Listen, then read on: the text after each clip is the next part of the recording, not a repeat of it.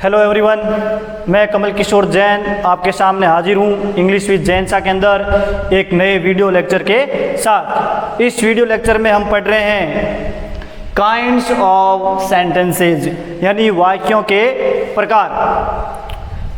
Sentence को आप लोग जानते हैं, हिंदी में बोलते हैं वाक्य। तो सेंटेंस होता क्या है, व्हाट इज सेंटेंस, पहले ये आप लोगों को जानकारी हो। तो sentence is a group of words which has a correct meaning. आप लोग समझिए, डेफिनेशन को सुनिए और समझिए। Sentence is a group of words, sentence जो है एक शब्दों का समूह है, ग्रुप ऑफ वर्ड्स है, विच हैज जिसके होता है अ करेक्ट मीनिंग, एक सही अर्थ, एक सार्थक अर्थ होता है, उसे क्या कहते हैं, वाक्य कहते हैं। यानी एक ऐसे शब्दों का समूह जिसका क्या निकले, एक सार्थक निकले, एक सही अर्थ निकले, उसे क्या बोलते हैं, वाक्य कहा जाता है। उसी प्रकार आज हम इंग्लिश में पढ़ रहे हैं। आज को जो हमारा टॉपिक है काइंड्स ऑफ सेंटेंसेस।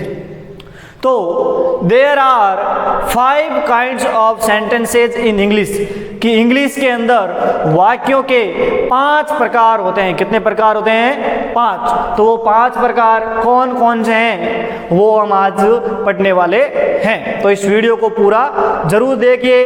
पहला प्रकार है असर्टिव या डिक्लेरेटिव सेंटेंसेज। आप लोगों ने अफर्मेटिव और नेगेटिव सेंटेंस पढ़ा होगा। सिंपल सेंटेंस और नेगेटिव सेंटेंस हो जिसके अंदर नॉट का प्रयोग किया जाता है। किसका प्रयोग किया जाता है, नॉट का। तो ये दोनों सेंटेंसेज किसके अंदर आते हैं, असर्टिव सेंटेंस के अंदर आते हैं। इंट्रोगेटिव सेंटेंस, आपने प्रश्नवाचक पढ़ा हो, जो वाक्य हेल्पिंग वर्ब से शुरू होता हो वो क्या है, इंट्रोगेटिव सेंटेंस। तीसरा है इंपेरेटिव सेंटेंस। इंपेरेटिव सेंटेंस यानी आज्ञा देने वाले वाक्य, आज्ञार्थक वाक्य।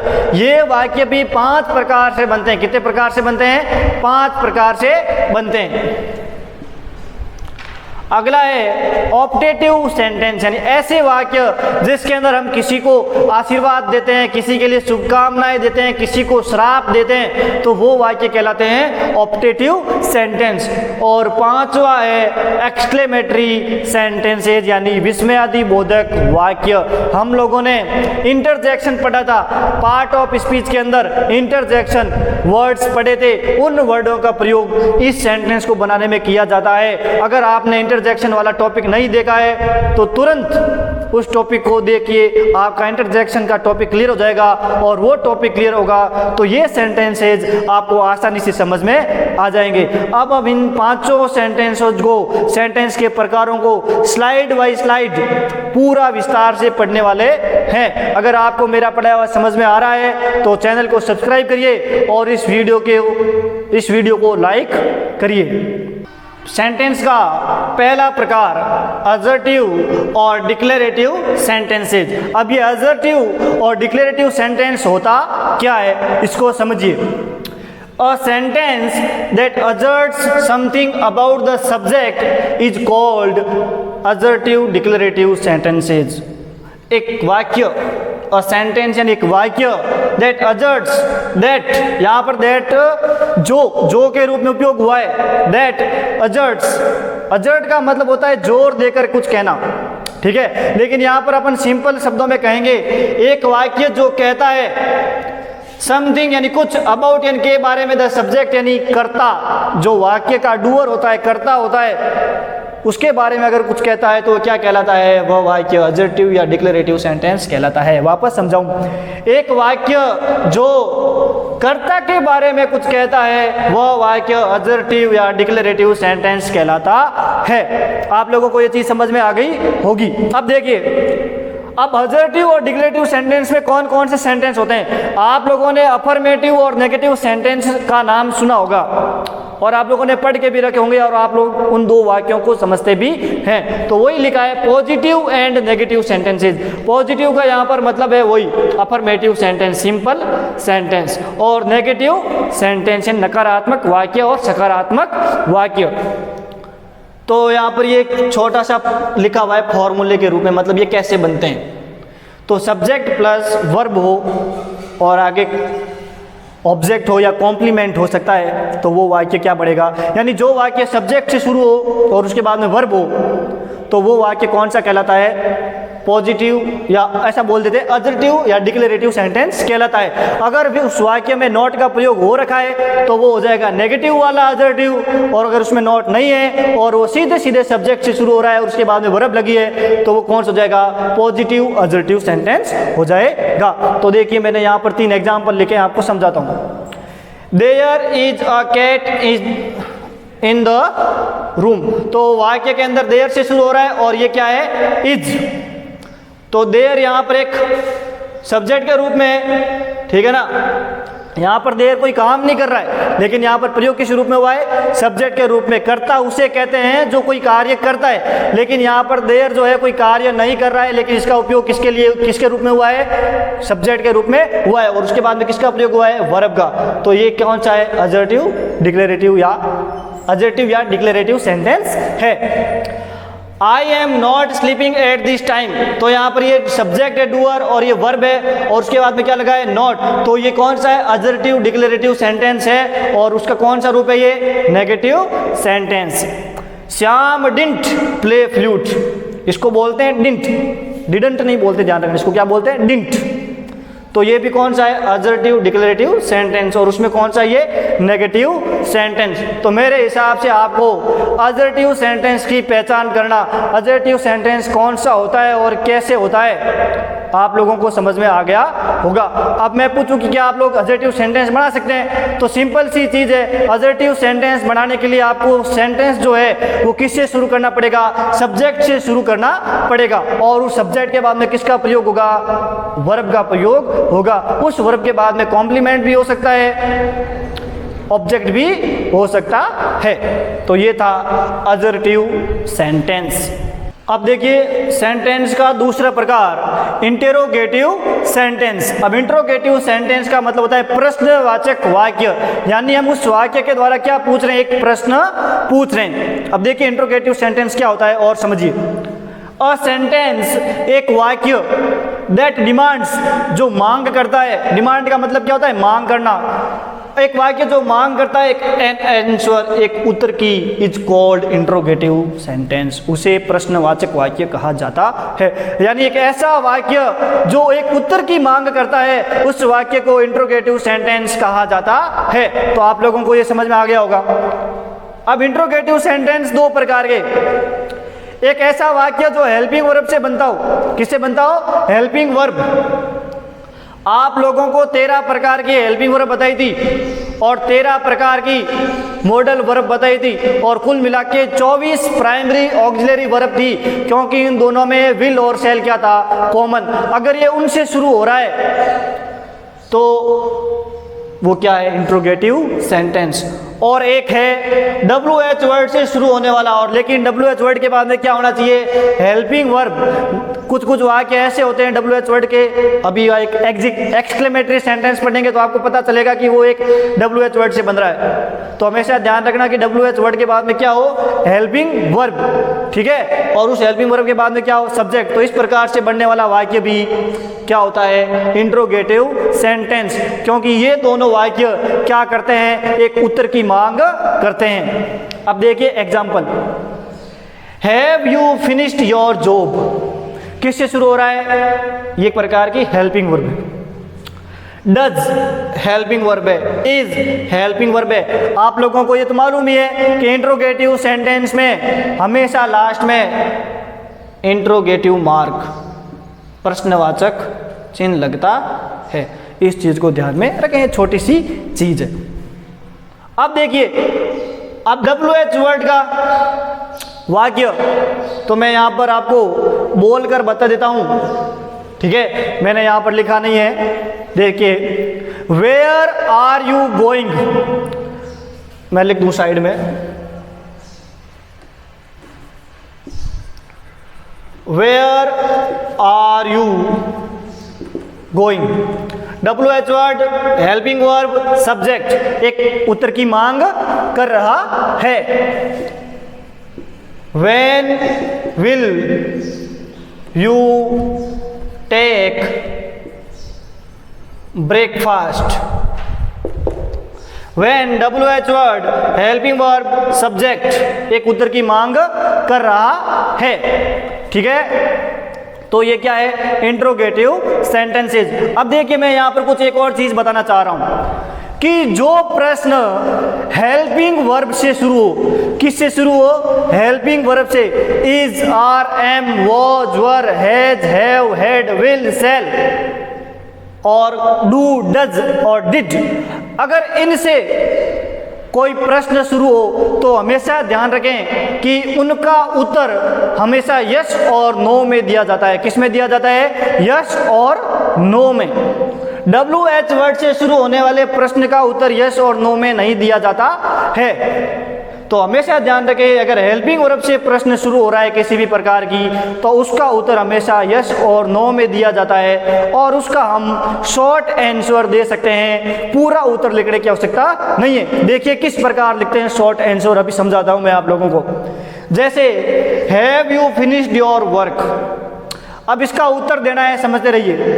तो मैंने कहा यस और नो में देंगे, तो सबसे पहले यस में देना सीख दें। यस।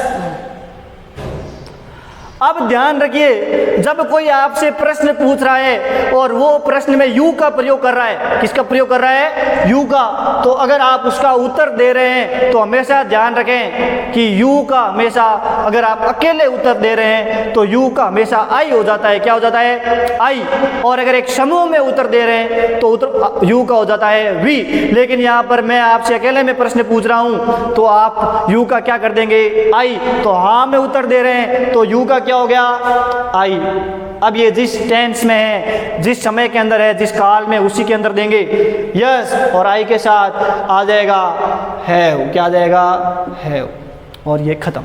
यानी yes plus subject plus verb, helping verb, इतना ही, आगे पूरा लिखने की आवश्यकता नहीं है। यस आई हैव, ये प्रेजेंट परफेक्ट टेंस का था। टेंस पढ़ेंगे तो वहां पर डिटेल में बताऊंगा, लेकिन आप लोग यहां पर समझिए कि उत्तर कैसे लिखते हैं। अगला, डज शी टेक टी, तो नहीं, इसको नो में सीख लेते हैं एक बार। तो नो का क्या बनेगा, तो नो आई और हैव का हो जाएगा एवंट। क्या हो जाएगा, एवंट। हमेशा ध्यान रखें, यहाँ पर नॉट जब लगाएंगे, जब नो से उत्तर देंगे तो हेल्पिंग वर्ब के बाद में हमेशा किसका प्रयोग होगा, नॉट का। और हमेशा ध्यान रखना, नॉट को अलग नहीं लिखेंगे, क्या करेंगे, उसको शॉर्ट बना देंगे, हेल्पिंग वर्ब को और नॉट को क्या कर देंगे, मिला देंगे। इस चीज को ध्यान में रखें। Does she take tea, yes में उत्तर दे रहे हैं, yes she take. Present indefinite tense के अजर्टिव सेंटेंस, अफर्मेटिव सेंटेंस के अंदर हेल्पिंग वर्ब का प्रयोग नहीं होता है, सीधा सब्जेक्ट के बाद में मेन वर्ब की फर्स्ट फॉर्म प्लस एस या ईएस का प्रयोग होता है। ये क्यों होता है, टेंस के अंदर, टेंस का अगला वीडियो आएगा उसके अंदर मैं पूरा, ये पहला टेंस पढ़ेंगे प्रेजेंट इंडेफिनिट टेंस, उसको मैं बताने वाला हूं। अब नो से, तो no she does not. Present indefinite tense के नेगेटिव सेंटेंस में हेल्पिंग वर्ब डू या डज का प्रयोग होता है। कैसे होता है मैं बताऊंगा टेंस वाले वीडियो में, लेकिन यहाँ पर मैं संक्षिप्त में बता दूं। अगर सिंगुलर सब्जेक्ट है तो उसके साथ डज हेल्पिंग वर्ब का प्रयोग होता है। अगर प्लूरल सब्जेक्ट है, आई सब्जेक्ट है, तो उसके साथ डू हेल्पिंग वर्ब का प्रयोग होता है और नॉट का प्रयोग बाद में करते ही हैं। लेकिन आपको ध्यान रखना है, डज नॉट नहीं करना है, ठीक है। आपको क्या करना है, डजंट संक्षिप्त फॉर्म में लिखना है। Is she crying with pen, तो सिंपल है, यहां पर कर देंगे यस शी इज, और नो से दे रहे हैं तो no she isn't, she isn't. तो मेरे हिसाब से ये आपको इतना यहाँ पर समझ में आ गया होगा। मैं आपको यहाँ पर जो बताने वाला हूँ वो एक छोटा सा टॉपिक है, टैग क्वेश्चंस। क्या है, टैग क्वेश्चन। ये कंपटीशन एग्जाम के अंदर बहुत बार पूछे जाते हैं कि चारों ऑप्शन में से सही टैग क्वेश्चन को छांटिए। तो इसमें देखिए कि टैग क्वेश्चन कैसे बनाए जाते हैं। अब पहले तो टैग क्वेश्चन होता क्या है? टैग क्वेश्चन का मतलब होता है संक्षिप्त में प्रश्न पूछना, जिसका मतलब हिंदी में निकलता है कि नहीं। जैसे मैं कहूँ कि राम तुम्हारा दोस्त है और फिर मैं प्रश्न पूछूंगा, क्या बोलूँगा? है कि नहीं, कि भाई राम तुम्हारा दोस्त है कि नहीं? तो है कि नहीं है वो संक्षिप्त प्रश्न है, वो सामने वाला क्या देगा? उत्तर देगा यस या नो में। ठीक है, तो इसी को बोलते हैं टैग क्वेश्चन। तो इंग्लिश के अंदर टैग क्वेश्चन कैसे बनते हैं? तो टैग क्वेश्चन जो होते हैं वो हमेशा एक स्टेटमेंट या एक सेंटेंस के अंत में लगे होते हैं। कहाँ लगे होते हैं? सेंटेंस के अंत में, जैसा कि आप इन एग्जाम्पल में देख रहे हैं कि यहाँ पर लगेंगे। अब कैसे बनते हैं देखिए, टैग क्वेश्चन कैसे बनता है? तो सबसे पहले देखिए, टैग क्वेश्चन की शुरुआत हमेशा हेल्पिंग वर्ब से होती है। किससे होती है? हेल्पिंग वर्ब से। अब वहाँ पर नॉट कैसे लगेगा और कब लगेगा वो मैं आगे बताने वाला हूँ। और उसके बाद में लगेगा सब्जेक्ट, लेकिन हमेशा ध्यान रखना कि वो सब्जेक्ट नाउन नहीं होगा। वहाँ पर क्या लगेगा? प्रोनाउन लगेगा। क्या लगेगा? सर्वनाम लगेगा। संज्ञा शब्दों के स्थान पर प्रयोग होने वाले शब्दों को प्रोनाउन कहते हैं। तो वहाँ पर प्रोनाउन का प्रयोग होगा उस सब्जेक्ट के अंदर। तो हेल्पिंग वर्ब प्लस सब्जेक्ट, ये है टैग क्वेश्चन। और क्वेश्चन मार्क तो लगा नहीं। अब क्या देखो, अगर पॉजिटिव स्टेटमेंट है, कैसा स्टेटमेंट है? अफर्मेटिव, पॉजिटिव, सीधा वाक्य है, तो उसके पीछे जो टैग होगा वो होगा नेगेटिव टैग। क्या होगा? नेगेटिव टैग, यानी helping verb plus not plus subject का प्रोनाउन। और अगर नेगेटिव स्टेटमेंट है, शुरू वाला वाक्य कैसा है? नेगेटिव, तो टैग कैसा लगेगा? पॉजिटिव, यानी सीधा हेल्पिंग वर्ब प्लस सब्जेक्ट का प्रोनाउन और क्वेश्चन मार्क। मेरे हिसाब से ये टैग क्वेश्चन आपको समझ में आ गया होगा। तो इस वीडियो को क्या कर दीजिए? लाइक कर दीजिए आप लोग। अब देखिए एग्जाम्पल से समझिए, बहुत आसान है टैग क्वेश्चन बनाना। जैसे Ram is your friend, Ram तुम्हारा दोस्त है, पूछ रहे हैं कि नहीं, तो क्या करना है? पॉजिटिव स्टेटमेंट है या नेगेटिव? पॉजिटिव है, तो क्या आ जाएगा? हेल्पिंग वर्ब क्या है? इज। नॉट लगेगा? यस, क्योंकि पॉजिटिव स्टेटमेंट है, नेगेटिव बनेगा तो। इसके बाद में नॉट, सब्जेक्ट का प्रोनाउन लगेगा, तो राम की जगह क्या आ जाएगा? ही। Is not he. लेकिन यहाँ अभी भी त्रुटि है, ध्यान रखें। क्या त्रुटि है? आपको इज और नॉट को अलग अलग नहीं लिखना है। आपको क्या करना है? Isn't he. और आपको ध्यान रखना है हेल्पिंग वर्ब का जो फर्स्ट लेटर है वो भी क्या करना है? Capital letter. He has little money, उसके पास थोड़ा सा धन है। तो मैं आपको बता दूं, जो लिटिल शब्द है वो एक नेगेटिव वर्ड है। कैसा वर्ड है? नेगेटिव वर्ड है। डिटरमिनर के अंदर इसको पूरा विस्तार से पढ़ेंगे। तो ये नेगेटिव वर्ड होने के कारण टैग क्वेश्चन कैसा लगेगा? पॉजिटिव लगेगा। तो हेल्पिंग वर्ब क्या आ जाएगा? हैज, और क्या हो जाएगा? सब्जेक्ट का प्रोनाउन ही का ही, और क्वेश्चन मार्क।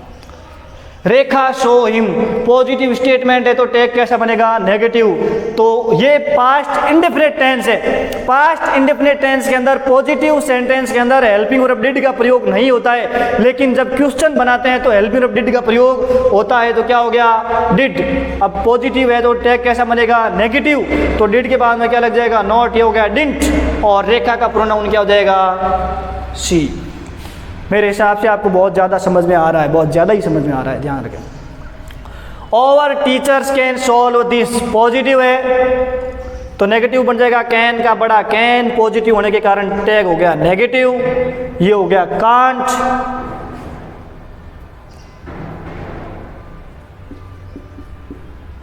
ठीक है, और ओवर टीचर्स बहुवचन होने के कारण क्या हो गया? दी। क्या हो गया? दी।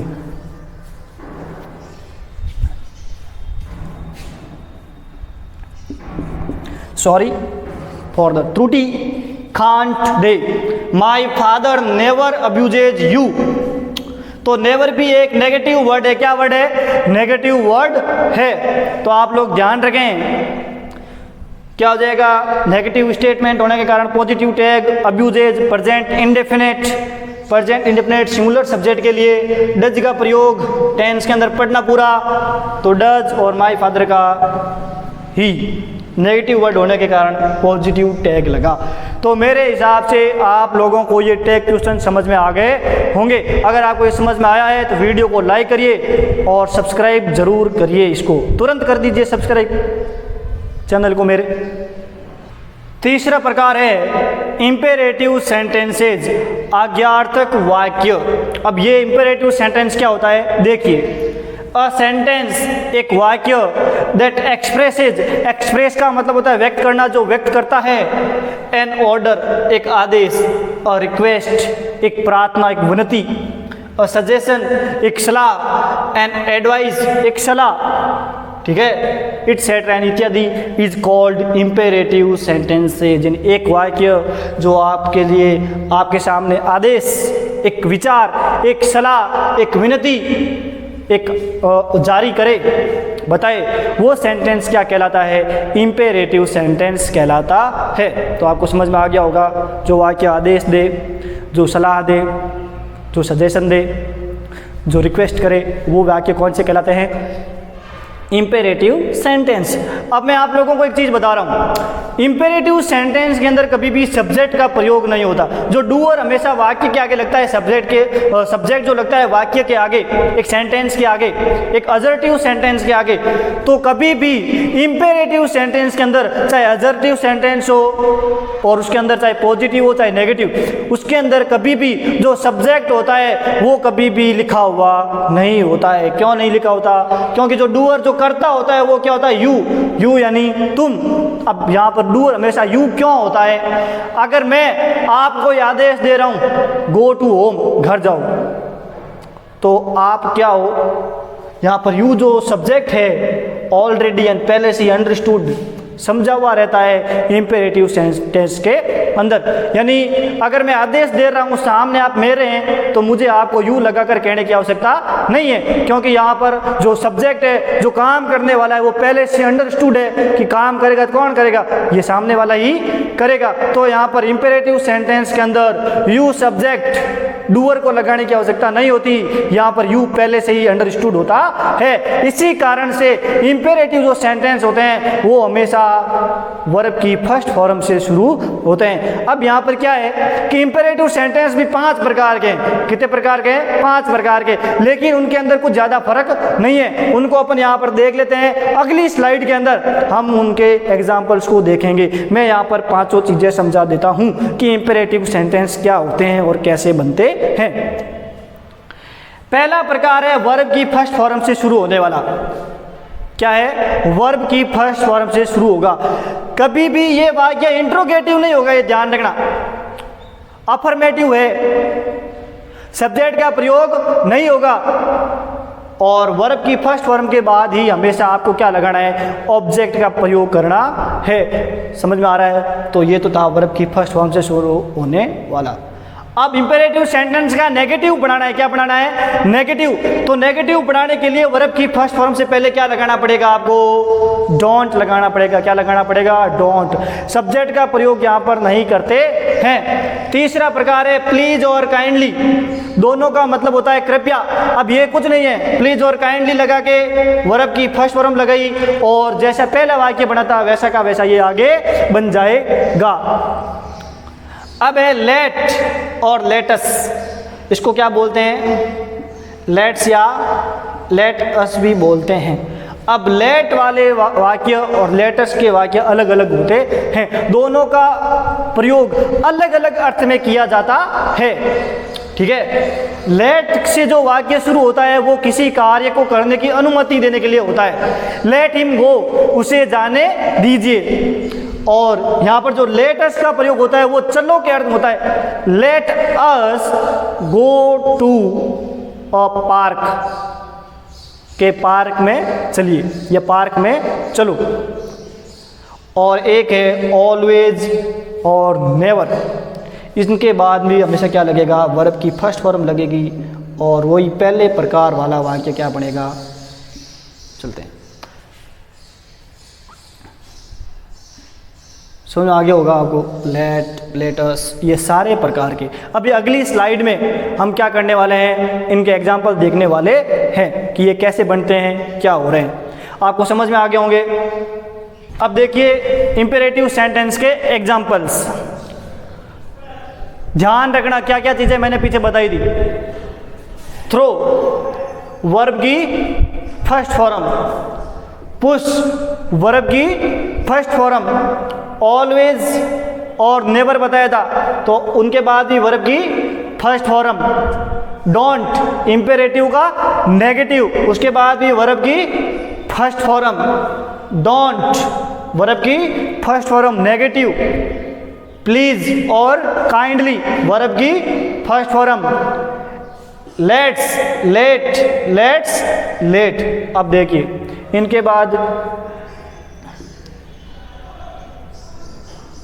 ये लेट वाले अलग और उसको ऊपर रखते हैं। Waste paper into dustbin. यहां पर ये क्या है, दिस वेस्ट पेपर एक ऑब्जेक्ट है। क्या है, ऑब्जेक्ट है, और उससे पहले क्या लगा है, थ्रो, वर्ब की फर्स्ट फॉर्म। तो ये एक प्रकार का इंपेरेटिव सेंटेंस है। पुश टू ओपन, आप लोगों ने दुकानों पर या मॉल में बड़ी बड़ी दुकानों पर देखा होगा, खोलने के लिए धक्का दीजिए। तो यहाँ पर ये क्या है, रिक्वेस्ट है, विनती है। तो ये वर्ब की first form. Always avoid accidents, दुर्घटनाओं से हमेशा बचिए। ये भी क्या है, एक सजेशन। सजेशन तो क्या है, एक एडवाइस है, ठीक है। ऑलवेज, तो ऑलवेज के बाद वर्ब की first form. Don't spit here, यहाँ मत थूकिए, एक order. Don't blow horn, horn मत बजाइए। प्लीज हेल्प मी, मेरी मदद कीजिए, रिक्वेस्ट। लेट्स प्ले के, अब देखो ये देखना, लेट्स और यहां पर लेट्स की जगह आपको पता है ना, इसका भी प्रयोग कर सकते हैं, let us. Let's play KBC, चलिए केबीसी खेलते हैं, चलिए। लेट मी सी इट, मुझे इसे देखने दो। इस लेट का प्रयोग किसके अर्थ में हुआ है, ने दो। ये लेट जो है ये एक प्रकार की वर्ब है, मेन वर्ब जिसको बोल सकते हैं। इसका 3 रूप होते हैं, लेट, लेट। इसको ध्यान में रखें, ये क्या है, एक प्रकार की verb. Let's have a cup of T, चलिए कॉफी पीते हैं। Let's Phoolwati be called, Phoolwati को कॉल करने दो या बुलाने दो, दोनों के अर्थ में हो सकता है, ठीक है। तो ये है इंपेरेटिव सेंटेंस जो मेन वर्ब की फर्स्ट फॉर्म से, डोंट से, प्लीज और काइंडली से, ऑलवेज और नेवर से बनते हैं वो वाक्य। अब वापस सुनो, इस चीज़ वापस बता रहा हूँ। वर्ब की first form don't, always, never और काइंडली और रिक्वेस्ट। ये वाक्य हमेशा ध्यान रखना वर्ब की फर्स्ट फॉर्म वाले हैं, यानी डोंट के बाद में वर्ब की फर्स्ट फॉर्म लगेगी, काइंडली, प्लीज, ऑलवेज, नेवर के बाद में भी वर्ब की फर्स्ट फॉर्म लगेगी। सब्जेक्ट का प्रयोग नहीं होता है। ऑब्जेक्ट और कॉम्प्लीमेंट जो भी है वो इनके बाद लगता है। वैसे कॉम्प्लीमेंट का प्रयोग इंपेरेटिव में नहीं होता है, ऑब्जेक्टिव बोलेंगे उसको, ठीक है। और लेट वाले में जो है वाक्य में क्या होता है कि लेट के बाद वर्ब की फर्स्ट फॉर्म का प्रयोग नहीं होता है। लेट के बाद में जो है ऑब्जेक्ट का प्रयोग होता है। किसका प्रयोग होता है, ऑब्जेक्ट का, और उस ऑब्जेक्ट के बाद में मेन वर्ब का प्रयोग होता है। वैसे एक अलग वीडियो आएगा जिसमें हम पूरा सिखाया जाएगा कि पूर्ण रूप से इंपेरेटिव सेंटेंस कैसे बनाते हैं। यहाँ पर जो टॉपिक चल रहा है वो है सेंटेंस के प्रकार। इस चीज़ को ध्यान में रखें, सेंटेंस के कौन कौन से प्रकार होते हैं यहाँ पर वो अपन समझ रहे हैं। अब कौन सा सेंटेंस किस प्रकार से बनता है उसके वीडियोज अलग से आएंगे, इस चीज़ को ध्यान में रखें। जैसे मैं आप लोगों को वापस बता दूं कि अजर्टिव जो सेंटेंस है वो अपन टेंस और मॉडल के अंदर सीख लेंगे कि कैसे बनते हैं, ठीक है, समझ में आ रहा है। फिर अजर्टिव के बाद में इंट्रोगेटिव भी टेंस और मॉडल के अंदर सीख लेंगे। अब पीछे बचा इंपेरेटिव जो अपन ने अभी पढ़ा, तो इंपेरेटिव के अंदर जो सीखने वाली चीज़ है वो पिछले जो स्लाइड में जो 5 प्रकार थे वो मेन रूप से सीखने वाली बात थी कि कैसे बनाए जाते हैं। लेकिन कोई बात नहीं, मैं एक अलग से इसका वीडियो डालूंगा कि ये किससे बनते हैं और भी ज़्यादा एग्जाम्पल के साथ। अब हम पढ़ते हैं काइंड ऑफ सेंटेंस का चौथा प्रकार, ऑप्टेटिव सेंटेंसेज। चौथा प्रकार है ऑप्टेटिव सेंटेंसेज। देखिए ऑप्टेटिव सेंटेंसेज क्या होते हैं। A sentence that expresses a wish, a blessing or a curse is called optative sentences। एकदम सिंपल प्रकार है, ठीक है। एक वाक्य जो व्यक्त करता है एक विश, एक कामना, a blessing एक आशीर्वाद, और a curse एक श्राप, is called optative sentence। ऐसा वाक्य जो एक आशीर्वाद, एक कामना या एक श्राप व्यक्त करता है उसे क्या बोलते हैं? Optative sentence. यानी आपको किसी को आशीर्वाद देना है, कुछ कामनाएं करनी है, अच्छी शुभकामनाएं देनी है, या कोई श्राप देना है, तो उसका इंग्लिश में अगर वाक्य बनाना है तो कैसा वाक्य बनाना पड़ेगा आपको? Optative sentence. अगर किसी को आदेश देना है, रिक्वेस्ट करना है, कोई सजेशन देना है, तो आपको कोई एडवाइस देनी है, तो कौन सा सेंटेंस बनाना चाहिए? आपको बनाना चाहिए इंपेरेटिव सेंटेंस। समझ में आ रहा है दोनों वाक्य? तो यहाँ पर अपन बना रहे हैं ऑप्टेटिव सेंटेंस। यहाँ पर मैंने 3 एग्जाम्पल लिखे हैं, इसको ध्यान से समझिए। May you live long, may you live long, तो ये किसी के लिए क्या है? एक आशीर्वाद है। क्या है? ब्लेसिंग है। May you get well soon, कि तुम जल्दी से ठीक हो जाओ, तो ये भी एक ब्लेसिंग, एक विश है। May you go to hell, नरक में जाओ, एक क्या है? कर्स, एक श्राप है। यानी जो ऑप्टेटिव सेंटेंस होते हैं वो मे से शुरू होते हैं। किससे शुरू होते हैं? मे से। अब यहां से समझ लो कि ये कैसे बनते हैं। ऑप्टेटिव सेंटेंस अगर आप बना रहे हैं तो आपको वाक्य किससे शुरू करना है? मे से शुरू करना है, और मे के बाद में क्या लगाना है?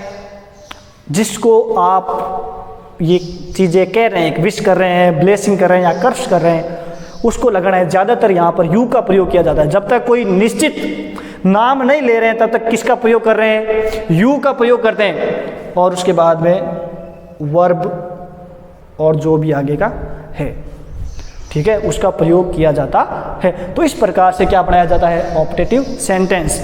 अ विश, अ ब्लेसिंग और अ कर्स, इसको दर्शाने के लिए कौन सा वाक्य? Optative sentence. तो आप लोगों को इंपेरेटिव और ऑप्टेटिव समझ में आ गया होगा। जो आप लोग संक्षिप्त में गुड मॉर्निंग और जो गुड बाय भी बोलते हैं, वो भी एक प्रकार के ऑप्टेटिव सेंटेंसेज हैं। इनको ध्यान में रखें। ये क्या है? संक्षिप्त ऑप्टेटिव सेंटेंस है। क्या है? संक्षिप्त में। इनमें मे वगैरह का प्रयोग किया हुआ नहीं है। 5वां और अंतिम प्रकार है सेंटेंसेज का एक्सक्लेमेटरी सेंटेंसेज, विस्मयादि बोधक वाक्य। अब देखिए एक्सक्लेमेटरी सेंटेंसेज क्या होते हैं। A sentence that expresses a sudden feeling of joy, wonder, surprise, grief और regret, disgust is called exclamatory sentences. एक वाक्य, अ सेंटेंस यानी एक वाक्य दैट एक्सप्रेसेज, जो व्यक्त करता है अ सडन फीलिंग। अ सडन फीलिंग का मतलब होता है एकाएक भाव। एकाएक भाव का मतलब अचानक आपके मन में किसी चीज को देकर कोई भाव उत्पन्न होना। अगर वो खुशी का हो, आश्चर्य का हो, शोक का हो, दुख का हो, खेद का हो, घृणा का हो, तो ये भाव हो सकते हैं। तो वो वाक्य क्या कहलाएगा? एक्सक्लेमेटरी सेंटेंसेस, विस्मयादि बोधक वाक्य। अब विस्मयादि बोधक वाक्य कैसे बनते हैं, तो मैं आपको बता दूं कि एक्सक्लेमेटरी सेंटेंसेस 2 प्रकार से होते हैं, या 2 प्रकार के होते हैं। एक होता है प्योर एक्सक्लेमेटरी और एक होता है सेमी एक्सक्लेमेटरी। तो यहाँ पर 2 स्लाइडों में हम दोनों प्रकारों को क्लियर कर देंगे, तो आप देखते रहिए। तो पहला है प्योर एक्सक्लेमेटरी सेंटेंस।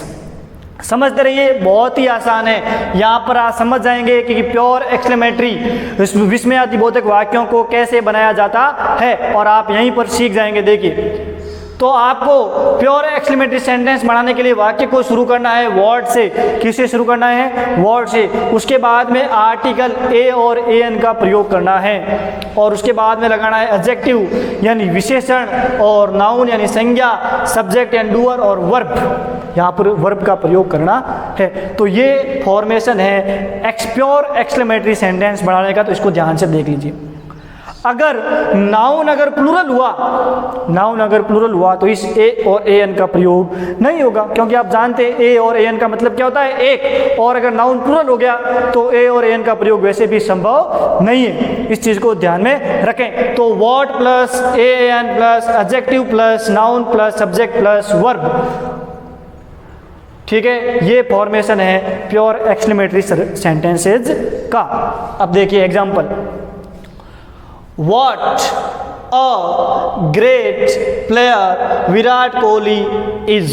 है कि नहीं है, what, article, adjective, noun, subject और वर्ब। तो ये एक प्रकार का क्या है, प्योर एक्सक्लेमेटरी सेंटेंसेस, यानी विराट कोहली क्या महान प्लेयर है, कि कैसा खिलाड़ी, कितना अच्छा खिलाड़ी है, इस भाव को अगर प्रकट करते हैं तो प्योर एक्सक्लेमेटरी सेंटेंस बनता है। What a beautiful girl Seema is, What a beautiful girl Seema is, कि सीमा कितनी सुंदर लड़की है। अपन यहाँ पर प्रश्न नहीं पूछ रहे, अपनी क्या कर रहे हैं, अपने भाव व्यक्त कर रहे हैं कि वो कितनी सुंदर है, बहुत ज़्यादा सुंदर, ऐसे बता रहे हैं बोल के। तो ये दोनों क्या है, प्योर एक्सक्लेमेटरी सेंटेंसेस। देखिए आप लोगों को समझ में आ गया होगा।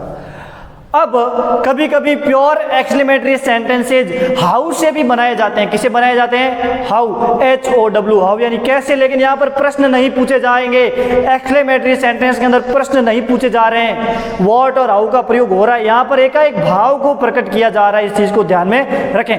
तो हाउ के अंदर और वॉट के वाक्यों के अंदर क्या फर्क है, तो मैं आपको बता दूं, हाउ और वॉट के वाक्यों में इतना फर्क है कि हाउ वाले वाक्यों के अंदर इस नाउन का प्रयोग नहीं होता, और अगर नाउन का प्रयोग नहीं होगा तो सीधा सा है कि आर्टिकल का प्रयोग भी नहीं किया जाता है। सीधा क्या लगता है, हाउ, एडजेक्टिव, सब्जेक्ट और वर्ब। तो आपको हाउ का फॉर्मेशन भी समझ में आ गया होगा। देखिए एग्जांपल, अब इसी वाक्य को what a beautiful girl Seema is, इसी को हाउ वाले प्योर एक्सक्लेमेटरी सेंटेंस में बनाना तो क्या पड़ेगा, व्हाट की जगह हाउ। अगर नाउन का प्रयोग नहीं होगा तो आर्टिकल का प्रयोग नहीं होगा सॉरी, सीधा क्या लग जाएगा, एडजेक्टिव, सब्जेक्ट और verb. How beautiful Seema is, how fast you are walking. How के बाद में एडजेक्टिव, सब्जेक्ट और वर्ब, नाउन का प्रयोग यहां पर भी नहीं हुआ। तो मेरे हिसाब से आपको हाउ और व्हाट का प्योर एक्सक्लेमेटरी का फॉर्मेशन समझ में आ गया होगा कि इनको कैसे बनाया जाता है। आप अलग प्रकार के वाक्य बनाकर थोड़ा देखें। अब देखिए मैंने यहाँ पर 3 वाक्य लिखे हैं, इनमें से कुछ गलत है और कुछ सही है, आप लोग सोचिए। पहला है what a lazy boys they are, तो क्या ये पहला वाला वाक्य लिखा हुआ सही है? तो देखिए यहाँ पर जो नाउन है ये बहुवचन है, क्या है, बहुवचन है। तो क्या आपको लगता है कि इस आर्टिकल का प्रयोग होगा? नहीं होगा। तो ये वाक्य क्या है, गलत है। व्हाट प्लस एडजेक्टिव का प्रयोग नहीं है, लेजी क्या बोल, ए और एन आर्टिकल का प्रयोग नहीं है, adjective lazy, boys noun, they are ये प्लूरल है। तो ये वाक्य सही है, आर्टिकल का प्रयोग वैसे ही नहीं होगा क्योंकि नाउन बहुवचन है, तो सही फॉर्मेशन है। अब इसी को बनाया हुआ है हाउ में, हाउ लेजी दे आर, यहाँ पर नाउन का प्रयोग वापस नहीं किया क्योंकि हाउ के अंदर नाउन का प्रयोग नहीं किया जाता है। तो मेरे हिसाब से आपको एक्सक्लेमेटरी सेंटेंस का प्योर एक्सक्लेमेटरी समझ में आ गया होगा। अगली स्लाइड में हम पढ़ रहे हैं semi exclamatory sentences. Semi exclamatory sentences, आप लोगों ने पार्ट ऑफ स्पीच का इंटरजेक्शन वाला वीडियो देखा होगा, वीडियो लेक्चर, तो आपको इंटरजेक्शन समझ में आए होंगे। अगर नहीं देखा है तो आप उसको देखिए, आप लोगों को इंटरजेक्शन समझ में आ जाएंगे, क्योंकि सेमी एक्सक्लेमेटरी को समझने के लिए आपको इंटरजेक्शन का मालूम होना जरूरी है कि कौन से इंटरजेक्शन का प्रयोग कहाँ पर प्रयोग किया जाता है। तो क्योंकि इस जो वाक्य का जो फॉर्मेशन है वो शुरू ही किससे हो रहा है, इंटरजेक्शन से। अब मैं बता रहा हूं कि ये बहुत ही आसान है। आपको क्या करना है, एक असर्टिव सेंटेंस चाहिए। क्या चाहिए, असर्टिव सेंटेंसेज, क्योंकि इसका फॉर्मेशन क्या है, इंटरजेक्शन प्लस असर्टिव सेंटेंस। अब असर्टिव सेंटेंस क्या आता है वो आपको मालूम है। अब असर्टिव सेंटेंस से सेमी एक्सक्लेमेटरी बनाना बहुत ही आसान है। अब आपके पास एक एडजेक्टिव सेंटेंस है, अगर वो एक एडजेक्टिव सेंटेंस खुशी व्यक्त करने वाला है, एक दुख व्यक्त करने वाला है, एक शौक व्यक्त करने वाला है, एक घृणा व्यक्त करने वाला है, तो आपको पता होना चाहिए कि उन शब्दों को व्यक्त करने के लिए कौन से इंटरजेक्शन का प्रयोग किया जाता है। उन इंटरजेक्शन को उस एडजेक्टिव सेंटेंस के आगे लगा दीजिए तो आपको वो सेंटेंस क्या बन जाएगा, सेमी एक्सक्लेमेटरी सेंटेंसेज। जैसे यहाँ पर इंटरजेक्शन लगा है अलस और आगे लिखा है सी इज नो मोर। अब इस वाक्य का प्रयोग कब किया जाता है, जब किसी का देहांत हो जाता है कि अब वो नहीं रही। तो ये दुख का वाक्य है। आप सीधे बोलिए कि सी इज नो मोर, ये एक एडजेक्टिव सेंटेंस है, लेकिन आप थोड़ा सा दुख व्यक्त कर रहे हैं, शोक व्यक्त कर रहे हैं, तो उसके आगे क्या लगा दिया? Interjection alas. We have done it, ये एक प्रकार का एडजेक्टिव सेंटेंस है कि हमने ये कर दिया है।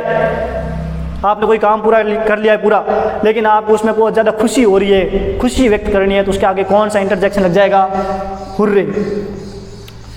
आई हैव लॉस्ट माई कीज, कि मैंने अपनी चाबियाँ खो दी है। आप घर पहुँचे, चाबियाँ मिली नहीं जेब में, थैले में, तो आप कहें अरे चाबियाँ खो दी, तो उस अरे के लिए किस इंटरजेक्शन का उपयोग होता है? Oh, I have lost my keys. तो ये फॉर्मेशन है सेमी एक्सक्लेमेटरी सेंटेंसेज का, इंटरजेक्शन प्लस एडजेक्टिव सेंटेंसेज। तो इंटरजेक्शन कौन कौन से होते हैं, अगर ये जानना है तो आप पार्ट ऑफ स्पीच का मेरा 8वां वीडियो लेक्चर है इंटरजेक्शन का, उसे देखिए, आपको ये समझ में आ जाएगा। और मेरे हिसाब से अब आपको काइंड्स ऑफ सेंटेंसेज, ये टॉपिक यानी 5 प्रकार सेंटेंस के पूरे समझ में आ गए होंगे। अगर आपको समझ में आ रहा है तो इस वीडियो को लाइक करिए और मेरे चैनल को सब्सक्राइब करिए और बेल आइकन को ज़रूर दबाइए, क्योंकि मेरे वीडियो का नोटिफिकेशन आप तक तब ही पहुंचेगा जब आपका बेल आइकन प्रेस होगा। और मेरे चैनल को, वीडियोज़ को अपने दोस्तों के साथ शेयर करिए, सब जगह पर शेयर करना है आप लोगों को। हमारे चैनल इंग्लिश विद जैनसा के 200 सब्सक्राइबर भी पूरे हो चुके हैं। ये इसके लिए आप लोगों को बहुत बहुत धन्यवाद और बहुत ज़्यादा शुभकामनाएं। इसी तरह मेरे चैनल को और आगे बढ़ाइए, आप लोग इसे सब्सक्राइब करिए, शेयर करिए और बेल आइकन को प्रेस करिए। अगले वीडियो लेक्चर के अंदर हम नए टॉपिक के साथ आपको मिलेंगे, और मैं इसी उम्मीद के साथ कि आपको मेरा पढ़ाया हुआ समझ में आ रहा है। मेरे वर्ड 2-4 हो सकते हैं ऊपर नीचे हो रहे होंगे, थोड़ी बोलने की मेरी स्पीड तेज होगी तो आप लोग कमेंट में बताएं। तब तक के लिए धन्यवाद। राम राम, जय जिनेंद्र।